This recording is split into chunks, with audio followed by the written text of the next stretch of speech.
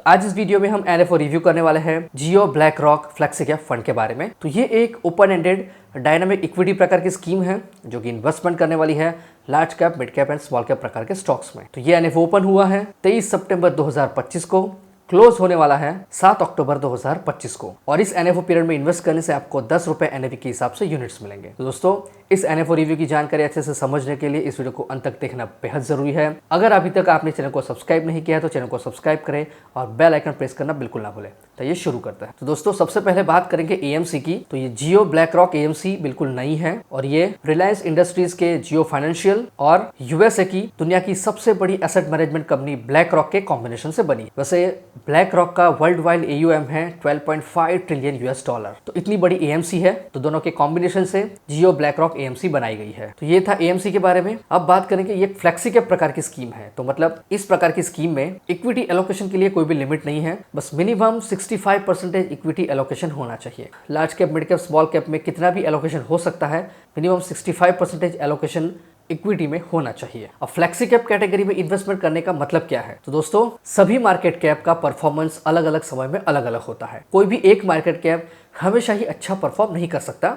इस टेबल के जरिए आपको ये बात पता चलेगी। इस टेबल में 2006 से लेकर 2025 तक के तीनों मार्केट कैप के एनुअल रिटर्न्स की जानकारी दी है। जैसे कि 2006 की बात करें तो लार्ज कैप का रिटर्न था 65%, मिड कैप का था 75% और स्मॉल कैप का था 79%। 2007 में लार्ज कैप 14% से टॉप पर था, मिड कैप -1% और स्मॉल कैप का था 12%। उसी तरह से आपको 2025 तक के तीन मार्केट कैप के परफॉर्मेंस की जानकारी मिलेगी। तो इस टेबल से आप देख सकते हैं कि कोई भी मार्केट कैप हमेशा टॉपर नहीं होता है, सभी का परफॉर्मेंस बदलता रहता है। और इसीलिए जब मार्केट कैप के सिलेक्शन की बात आती है, ह्यूमंस अपने इमोशंस की वजह से गलती कर सकते हैं, इसीलिए तीनों में एक साथ इन्वेस्टमेंट करना सूटेबल है। लेकिन मार्केट कैप के एलोकेशन को कैसे सिलेक्ट किया जा सकता है, उसके लिए तो ह्यूमन इमोशंस इफेक्ट कर सकते हैं। तो और इसीलिए जियो ब्लैक रॉक एएमसी के द्वारा एक अप्रोच फॉलो किया जाएगा जिसका नाम है एसएई, यानी कि सिस्टमेटिक एक्टिव इक्विटी। ये एक टेक्नोलॉजी ड्रिवन इनोवेटिव अप्रोच है जिसमें ह्यूमन यानी कि इंसान की एक्सपर्टीज और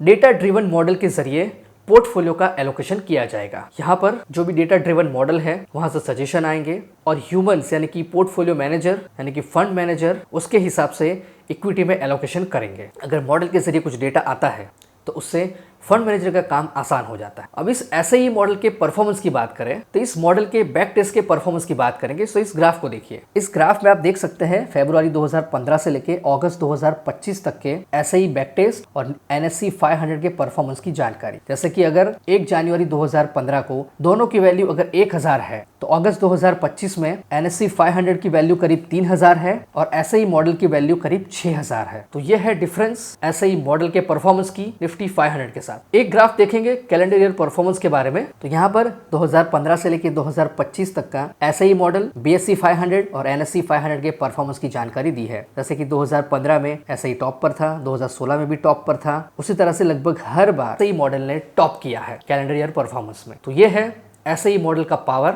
और इसी मॉडल के जरिए हमारे Jio BlackRock flexi cap fund में इन्वेस्टमेंट होने वाला है। अब बात करेंगे इस एनएफओ में स्टॉक सिलेक्शन के बारे में। तो इस डायग्राम को देखिए। इस डायग्राम में आपको यूनिवर्स से पोर्टफोलियो तक का स्टॉक सिलेक्शन प्रोसेस दिखाई है। जैसे कि जो यूनिवर्स है वो 1000 स्टॉक का है। उसके बाद लिक्विडिटी, टर्नओवर, एग्जीक्यूशन फिजिबिलिटी, उसमें ये यूनिवर्स हो जाएगा 750 स्टॉक का। उसके बाद में निफ्टी 500 में से sector, market cap, representation, active risk framing, उसके बाद में एसएई सिग्नल, फिर कॉर्पोरेट गवर्नेंस फिल्टर, ये सब लगाकर Jio BlackRock flexi cap fund का पोर्टफोलियो बनाया जाएगा। तो इस तरह से पोर्टफोलियो कंस्ट्रक्शन होगा। तो अब हम बात करेंगे इस एनएफओ के एसेट एलोकेशन के बारे में। तो यहाँ पर 65 से लेकर 100% तक का इन्वेस्टमेंट होने वाला है।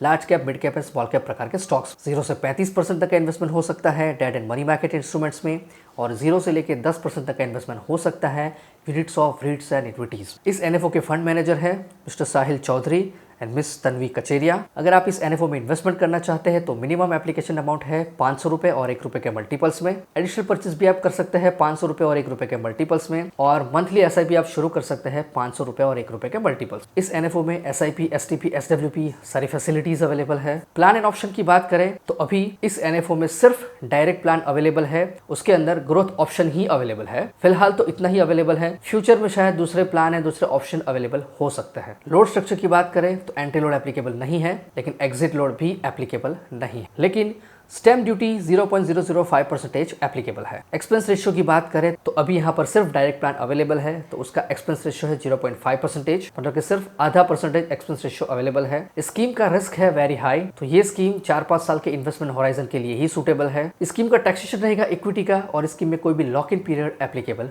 नहीं है। अगर आप इस एनएफओ में इन्वेस्टमेंट करना चाहते हैं तो एंजल वन के जरिए भी कर सकते हैं, जिसकी लिंक आपको description box and pin comment से मिलेगी।